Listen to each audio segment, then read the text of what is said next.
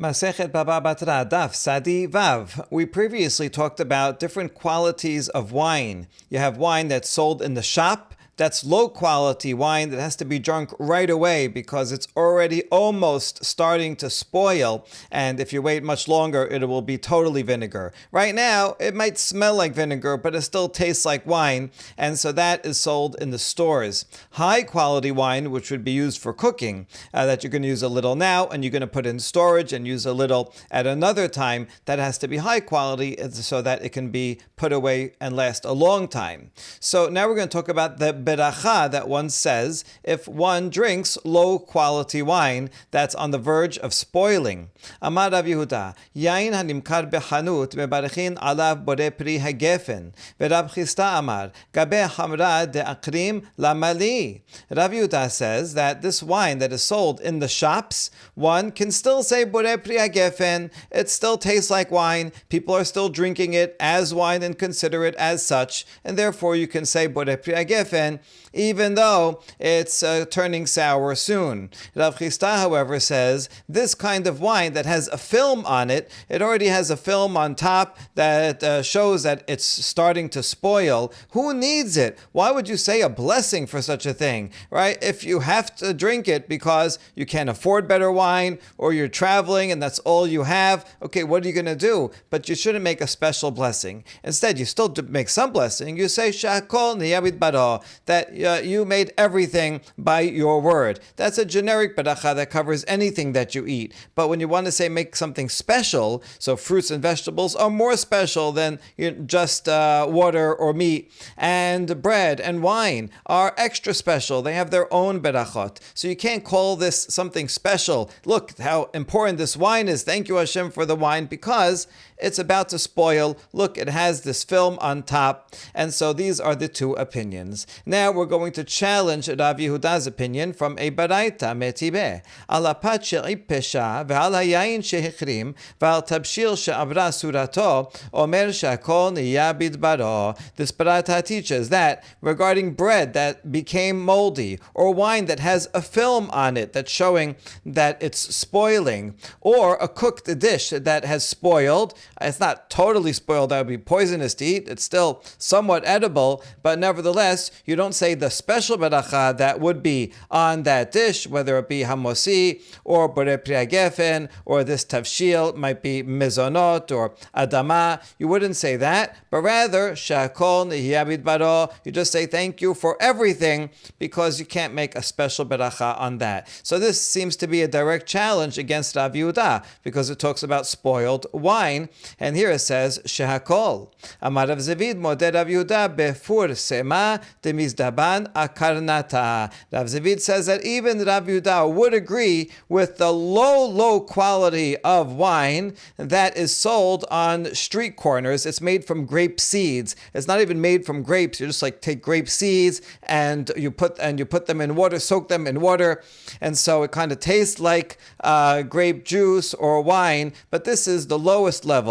It's not even sold in shops. So actually you have three levels at least. You have high level good wine that will stay for a long time. Then you have that which is sold in shops. It's meant to be drunk right now. You're not going to store it, so they would serve it in the bar. But even the shops won't serve this low level wine that's sold outside on the street corners. That will be maybe for travelers that they just need anything to drink, or people that can't afford the wine in the shop, and so that's totally inferior. And so Rav Yehuda would say, Rav Zavid is explaining that Rav Yehuda would say that this baraita, when it talks about the film on top, that's talking about the very low grade. Whereas over here, it just means that this is talking about the wine that's sold in the store. Now, even though Rav Chisda called that wine, oh, this wine that has a film on it is no good, that's because Rav Chisda considered the store wine to be the same as the lowest level wine that has a film on it that's sold on the street corners. Rav Chisda says bad wine is bad wine, and he doesn't distinguish between the levels, and he says all of that is going to be shahakol. But Rav Yehuda, he never called it the wine that has the film on it when he says bore pri hagefen. So therefore, if it's the medium quality wine that's sold in shops, That's Borei Priagef. And this Braita is talking about the lowest level of wine that's not even sold in the shops. Amar le Abaye le Rav Yosef, ha Rav Yehuda, ha Rav Chista, mor keman sevira le. So Abaye's Rav Yosef, here's the opinion of Rav Yehuda, and here's the opinion of Rav Chista. You, the master, Rav Yosef, who do you follow? What do you think is the halacha?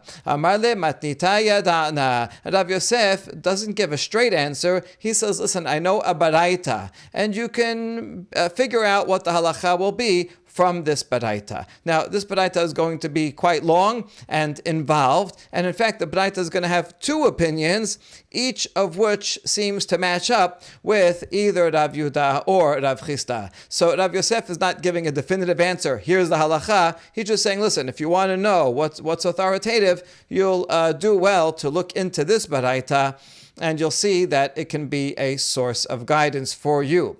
De Tanya, here's the Braita, it's a Tosefta in Masechet Terumot. Habodek et habit liot mafrish aleha teruma veholech, ve'achar kach nimset homes, kol shelosha yom vadai, mikan ve'elach safek. Someone is checking a barrel of wine because he wants to separate teruma on it and continue separating from it. In other words, this guy has a barrel of wine. He's designating that he's going to use this wine as teruma, but little by little, not all at once. So, whenever he has some wine, a batch of wine, and he wants to take teruma, he'll say, okay, let me see how much wine there is. Figure 2% would be like an ounce. Okay, I designate that 1 ounce in my special barrel here will be teruma, but the rest is not yet. And then when he has another batch of wine, and he has to take separate teruma, he says, okay, another ounce from my special designated barrel will be teruma. And he's going to keep on doing that until eventually, if there's 100 ounces in it, and he makes teruma all of it, then he'll finally give it to the Kohen when it's entirely teruma. Now, he's going to check it from time to time to make sure that it has not turned from wine into vinegar, because once it turns into vinegar, one can no longer use it to separate wine. There is a machloket about that, but we're going to assume the opinion of Rabbi Yehuda Hanasi, who says wine and vinegar are like two different species altogether, and if you try to separate one from the other, it just won't work. Okay, now here's the story. Let's say we have a guy who, for example, checks this barrel once every 10 days to make sure that it's still wine and it's not vinegar. So this guy, he checks his barrel so that he can separate teruma on it, and one day he found that it is in fact vinegar. So now, during those 10 days, since he last checked it, he knows that 10 days ago, last he checked it, it was wine. And now he knows it's vinegar. But what about all the days in between? So, this Baraita says, for 3 days, it's for sure wine.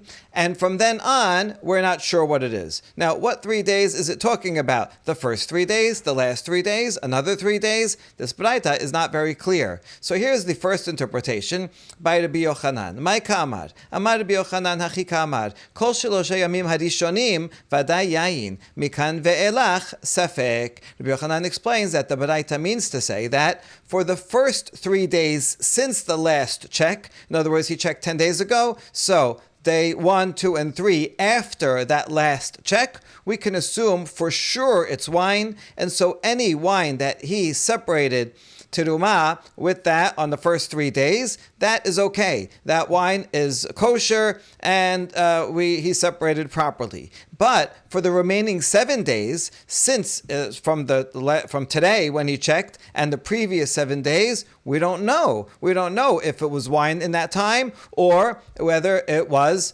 vinegar in that during that time. And therefore, all the wine that we had, that we figured that it was separated, that wine is going to be safek, that we can use it, and safek not.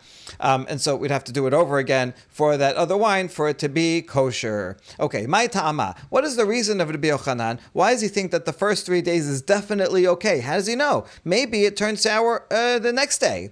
And the answer is hamra me'ilai akar v'hai te'ime ve'la akar. Im timse lomar batar de te'ime akar hava recha hala v'ta'ame hamra v'chol reche hala hala v'tama chamra chamra. What's the reasoning of Rabbi Yochanan? Well, he's assuming that when wine goes bad, it goes bad starting from the top of the barrel. It sours on the top, and then the souring makes its way down. We're also assuming that it takes 3 days for that process from beginning to end, from the moment that the top goes bad and starts tasting like vinegar until the bottom starts tasting like vinegar. Now, this guy, when he tasted it, he opened the top of the barrel and he tasted it from the top, and so far the taste has still not soured, because 10 days ago we tested it and it was still wine.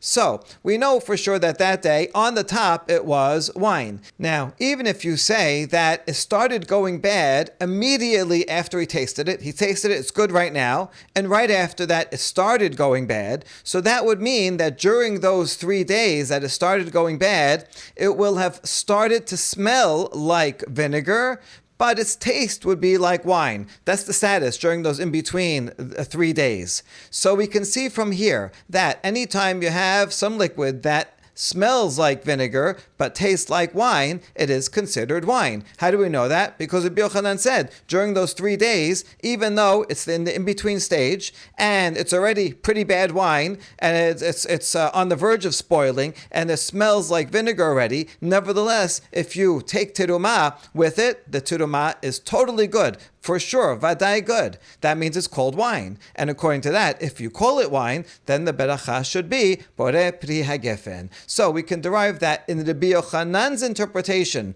of this baraita. For 3 days, that in between bad wine is considered wine, and you say boreh pri hagefen. After that, we're not sure, because it could be that it's spoiled during those first 3 days, and then after that it's totally vinegar, and everybody agrees that if it's totally vinegar, it's no good. That's the opinion of Rabbi Yochanan. However, there's a second interpretation of that baraita. Rabbi Yoshua ben Levi Amar, Kol shelosha yamim ha'acharonim vadai hometz mikan ulhalan sefek. He says the opposite. He says the 3 days that are prior to the last time I checked it, to today. I checked it today, and it's vinegar. So I can assume that for sure from yesterday, the day before, and the day before, the last 3 days of the 10 days, for sure it is vinegar. But before that, the 7 days before that, I don't know. It's a safek. So this is a lot more lenient. Now, my tama, what is the reasoning of Rabbi Yoshua ben Levi? Hamra mitata'ai akad, ve'emur akad ve'lav adate. Because he says that when a barrel of wine starts to sour, it starts from the bottom. It goes bottom first, and then it makes its way up. And therefore, since today I am tasting it and it's vinegar, for sure, for the past 3 days, the process must have started 3 days ago. At least 3 days, it could be more, at least 3 days ago, because by now I'm tasting the top. If the top is already vinegar today, then 3 days ago it started the process from the bottom. Okay, this by itself would be a good proof, because that means that during those 3 days, let's say it started only 3 days ago, so during those 3 days, it smells like vinegar, but tastes like wine, and then Rabbi Yoshua ben Levi says, no good, right? This would be considered not wine, and you can't take terumah off of it. The beracha would be shehakol. So just from this is a proof. We say even further, ve'im timsa lomar me'ilai akar veha te'imeh ve'la akar dilma batar de te'imeh akar havereche hala v'ta'ameh hamra vereche hala v'ta'ameh hamra hala. And now Rabbi Yoshua ben Levi adds yet another point, that even if you think that it starts souring on the top and then goes all the way down, and let's say it wasn't 10 days, what if it was only 3 days since he tested it last? What would be its status during the last 3 days? Would he still say the principle that, any 3 days before today's testing, if it's sour today, vinegar today, then for sure the last 3 days was vinegar? Would he agree even in that case? And the answer is yes, because even if you say that it starts going bad from the top, and from the time that he tasted it last, it didn't go bad, because when he tasted it, 3-4 days ago, still tasted like wine. It wasn't bad. But during those intervening 3 days, it would be in an in-between status.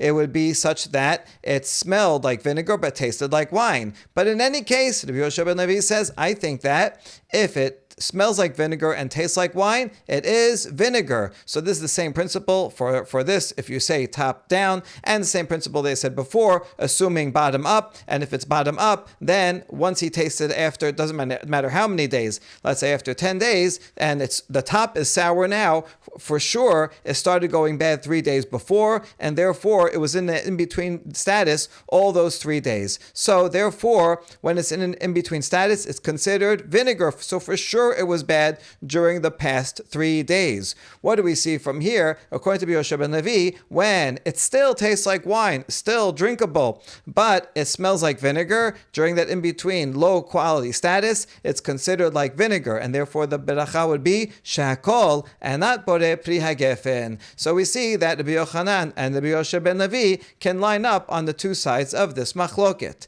Now we have yet a third opinion. Deroma'eb matnu mishmed Rabbi Yoshua ben Levi, rishonim vaday yayin, achronim vaday chomes, imsayim sefek. This opinion is also in the name of Rabbi Yoshua ben Levi, but it includes the opinion of Rabbi Yochanan. It takes the best of both of them, or the worst of both of them, and says, the first 3 days, for sure, it's wine. So we'll agree with Rabbi Yochanan regarding that, so that even if it started right away, it still takes time to go down. So we'll say top down, and you know what? The first 3 days are for sure good. The last 3 days are for sure bad, because the last 3 days, even if you say top down, it doesn't matter. It's still, when it's in between status, it's no good. So for sure the last 3 days are no good, but the middle days, that is up to a safek. So this is the in-between opinion that says, let's say it's 10 days, so, and I find this vinegar after the 10 days, and I checked last 10 days ago it was wine, so for anything I used to separate this for terumah for the first 3 days, that is definitely terumah, and that produce I can eat. The last 3 days, definitely vinegar, I have to do that over again. Anything that was done in between will be uncertain. But now we have a question on these sages from the south. Ha gufa kashya. Their statement is self-contradictory. Amat rishonim vaday yayin al mareche hala v'tameh chamra chamra. On the one hand, you said that the first 3 days it's considered wine, like Rabbi Yochanan said. Therefore, they must think that if the smell is that of vinegar and it tastes like wine, it is considered wine. Because during the first 3 days, while it's still in the middle of the process, it's definitely considered good. So that's in the in-between stage, and it's considered wine. But then you say that the last 3 days are definitely vinegar, like Rabbi Yoshua ben Levi says. Therefore, they must think that when the smell is that of vinegar and the taste is of wine, then it's definitely vinegar. Well, then this is self-contradictory, because both at the beginning and at the end, they're going through the in-between stage of processing, and yet you assume for sure it's wine over here, and you assume for sure it's vinegar over there. So how can you have it both ways? And the answer is Kegon de ishtaka hala siftaka de ilav dakar tiltayome la hava mishtaka hala siftaka. And the answer is really the sages of the south say really hold like we said according to Rabbi Yochanan, even though they said their statement in the name of Rabbi Yoshua ben Levi. Nevertheless, we did have this imtim silomar, so Rabbi Yoshua ben Levi does take that one into account. So really they think that when it's in the in-between status during the process of spoiling, it is considered wine. And this statement that the sages of the south said is only talking about a case where when he tasted it, it wasn't just vinegar, it was strong vinegar. And this strong vinegar, if not that it had already spoiled 3 days ago, it would not be such strong vinegar. So the strength of the vinegar shows it has been vinegar, at least for the past 3 days for sure. And the process of in-between must have happened between 4 and 6 days ago, at the closest. And that's why they say. But if it was just regular vinegar, then they would not apply this rule. Keman peshat le. Okay, after all this analysis of this baraita, so Rav Yosef said, go look at the baraita. But what did he really think? All we showed so far is that Rabbi Yochanan would fit with Rav Yehuda, who says that we say gefen, Geffen, whereas Rabbi Yoshua ben Levi would fit with Rav Chisda, who says we say Shehakol. But which one does he think? And the answer is another machloket. Piligi ba Rav Mari v'Rav Zevid. Chad amar ke'Rabbi Yochanan v'chad amar ke'Rabbi Yoshua ben Levi. There's a machloket between Rav Mari and Rav Zevid. One said the halacha follows Rabbi Yochanan, that we say Borei Pri Geffen, and the other says we follow halacha like Rabbi Yoshua ben Levi, who says we say Shehakol nihiyah bidbaro. Itemar. המוכר חבית יין לחברו והחמיסה. אמר רב כל 3 ימים הראשונים ברשות מוכר. מכאן ואילך ברשות לוקח. Let's say someone buys a barrel of wine from his friend, and it turns into vinegar. Now, whose fault is it? So Rav says it depends. Within 3 days of the sale, if it already turned into vinegar, then that's in the domain of the seller. In other words, the seller is responsible because, let's say it's 2 days later, the buyer opens it, it's vinegar. Then that means it already started becoming vinegar 3 days before, according to the principle that we just said before. And therefore, when the seller sold it, it was already turning into vinegar. Therefore, the seller has to take responsibility. However, if it only spoils after 3 days from the time of the sale, in that case, it's in the domain of the buyer. That means when the buyer bought it, it was probably wine, and it turned into vinegar later on in the buyer's hands, so then the buyer has to take that loss. Ushmuel amar hamra akatfa demare shavar. Shmuel disagrees with Rav and says the seller does not take responsibility in any case. If it turns into vinegar, even after 1 day, the buyer has to eat the loss.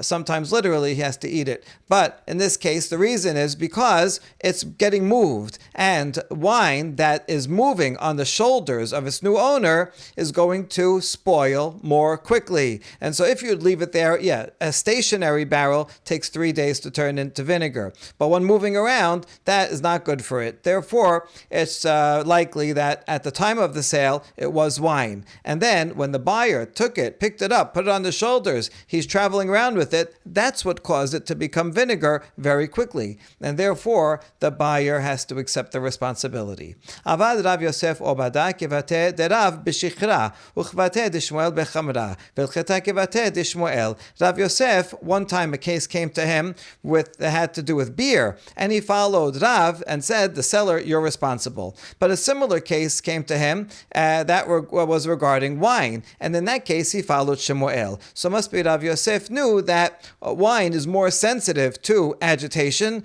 and it moves around, it becomes spoiled more quickly. Whereas that's not the case with beer. So for the beer, within 3 days, he said that the seller is responsible. But the final halacha is like Shemuel. Next, Tenor Banan. Echad shechar temarim, vechad shechar seorim, vechad shimrei yayin, mebarchin alehem shakol nihya bidbaro. The Tanakh of this Baraita teaches that if you have date beer or barley beer, those are both, beracha is shehakol.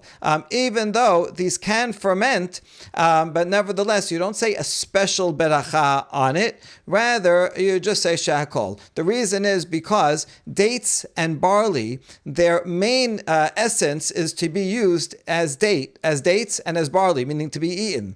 It's only a byproduct that, you have a lot of dates around, fine, we'll make beer, or we have a lot of barley, we'll make beer. But the main thing is the fruit itself that you're eating. And therefore, you would say, borei pri ha'etz, borei pri ha'adama, if you're eating it, and then the secondary byproduct, you would only say shehakol. It's not true with grape juice, where the wine is the very special product. That's like the main thing that you want the grapes for. They didn't just sit around and eat grapes. They would make wine out of it, and therefore that has the special beracha. So for each thing, it depends on what is it made for. If something is, sometimes the main fruit is actually used mostly for a byproduct, in which case the byproduct gets the special blessing, and the main fruit would only be shehakol. So here, the main fruit is for eating, dates and barley. So that gets the special beracha of borei pri ha'etz or adama. And the secondary byproduct, which is not as important, is only shakol. And the last thing on the list is shimre yayin, also known as tamad. This is when you have the pumice or the pulp left over after you smash the grapes and you get all the wine and all the juice out of it. Then you just have the skin and the pits and stuff. If you take all that stuff and seep it in water, then that water will absorb the taste of the wine. And so it will even be somewhat alcoholic, because the alcohol that you made when you were fermenting it gets absorbed in there and then comes back out. So this is wine. It is a type of wine, but really it's mostly water. It's like this watery wine. So called shimre yayin. Beracha is shehakol, because it's really all water. You just absorbed a little taste of wine. You can't call that borei pri hagefen. That's Tanakh. Acherim disagree, and they say that if this shimrei yayin has a taste of wine, then you say borei pri hagefen. After all, it really did absorb taste from actual grapes, and there was wine in there before that got absorbed and now gets absorbed by the water. So yes, you do say hagefen. Rabba Rav Yosef Damre Tarvayu and halacha ke'acherim. Rabba Rav Yosef says we don't follow halacha like acherim that say borei pri hagefen. Rather, shimrei yayin, we say shahakol. Amar Rava, dekule alma rematelata v'ata arba'a chamrahu. Rava is going to make a compromise position and actually show that Tanakh and Acherim agree. They're just talking about different cases. And he says, everybody agrees that, let's say, you put 3 jugs of water over the grape pumice, and you get 4 jugs out. That means that there was 1 jug of juice that was still left in that pulp that you were able to take out when you drain. You filter it out. You put the three cups in, and then you wait a while, and then you filter it out, and you get back 4. That means there's at least 1 jug of actual wine in there, and that's sufficient for it to be borei pri hagefen. Rava letamed amarava kol chamra deladari al had telat maya lav hamrahu. This is consistent with another statement that Rava said, that any wine that you do not have 3 parts water to 1 part wine is not even considered wine, because that would be too strong. The wine in those days was made very, very strong. If you drink it straight, it's not drinkable. So therefore you have to dilute it with at least 3 parts water. So in any case, you have to dilute it. And so this would be perfect, because here you have 3 parts water that you put in, and then when you took it out, you got an extra part of wine. So that's the perfect balance. So this is considered wine for sure, and you'd say borei pri hagefen. Rema telata ve'ata telata ve'lav kelumhu. Now if you put 3 jugs in, you let it seep, and then you filter it out, and you get 3 jugs again, so then that's nothing. That means you got the same 3 jugs of water that you put in, you took out. There is no wine in there. For sure, everyone would agree that that would be shakol. Kepelige de rema telata ve'ata telata upalga. The machloket is, I put in 3 parts, and I got out 3.5 jugs. The Rabbanan sabre telata ayil telata nafik. Pashle palga. Upalga b'shita palge maya vela kelum hu. Rabbanan would say, you put 3 in, that same 3 came out, and now there's an extra half that came out. But that would mean that you have 1/2 wine in 6 parts of water, and 1/2 of a jug of wine in 6 jugs of water. For sure that would be no good. Or in this case, 1/2 of a jug of wine in 3 jugs of water. That is too little, that ratio, to be considered wine, and so you would not say a beracha. Ve'acharim sabre telata ul teren upalga nafek pashlehu kuza ve'kuza bitre upalga chamra me'aleyahu. Acharim say, I know you put 3 in, but from that original water that you put in, only 2.5 came out, because the pulp also absorbs something. So from what came out, 2.5 of it is water, and 1 whole jug of what came out is wine. Because 3.5 came out, 2.5 of it is water, 1 is wine. And that would make 1 part wine to 2.5 parts of water, which is strong enough. So they both agree on the general ratios of what's permitted and what's not. not. The question is all the liquid that came out necessarily the liquid that came in? So the Baran says yes, and therefore there's only a half of wine, whereas Acharim say no, some of the water stayed in, and one whole jug came out, and therefore that is a sufficient ratio to say Bore Peri Hagefen.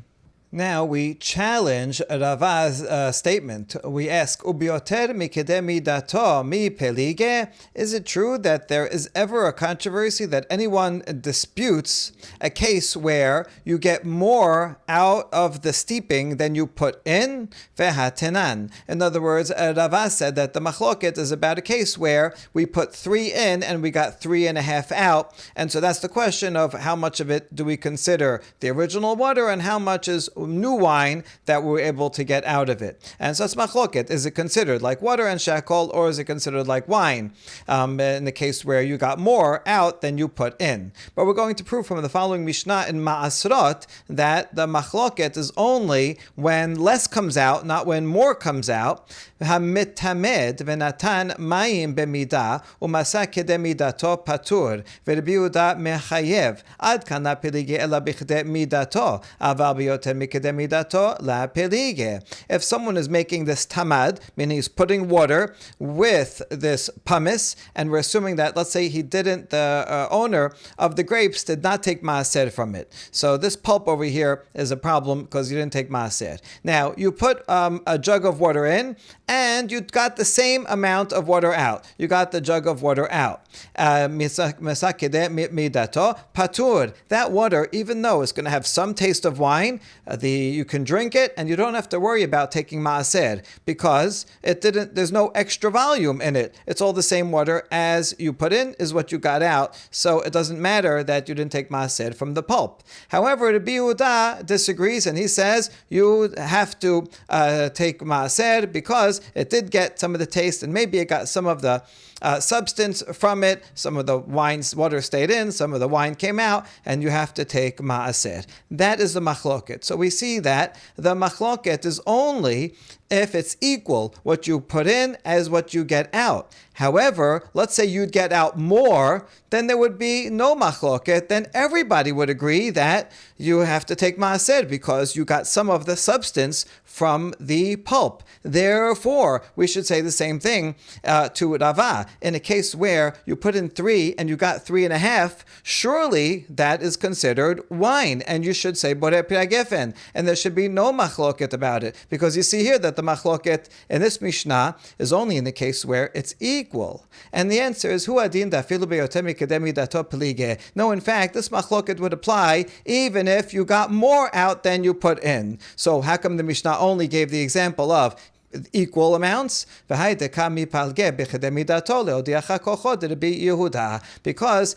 wanted to show you the strength of Rabbi Yehuda. That Rabbi Yehuda, of course, if you get more out of it, that means you have to take maaser. Yeah, that's for sure. But even if it's equal amount, even then, Rabbi Yehuda says, yeah, but maybe some of what you got out is from the grapes, and therefore is from that pulp, and therefore you have to take maaser. So I wanted to show you the strength of Rabbi Yehuda. That's why it talked about that case. But really, the machloket is not limited to that case, and thereby we're able to save Rava's opinion. Last question: Be'amine Rav Nachman bar Yitzchak meRav Chia bar Avin shemarim sheyesh behem ta'am yayin mahu amarle misebrat hamrahu ki yuha be'al mahu. Rav Nachman bar Yitzchak asked Rav Chia bar Avin, if you have this water that you steeped in pulp and it tastes like wine, what is the beracha? And it's basically the same question as we've been discussing before. And his answer was, what, do you think that's wine? That's just sharp tasting water. And the beracha is going to be shehakol. Baruch Adonai le'olam. Amen ve'amen.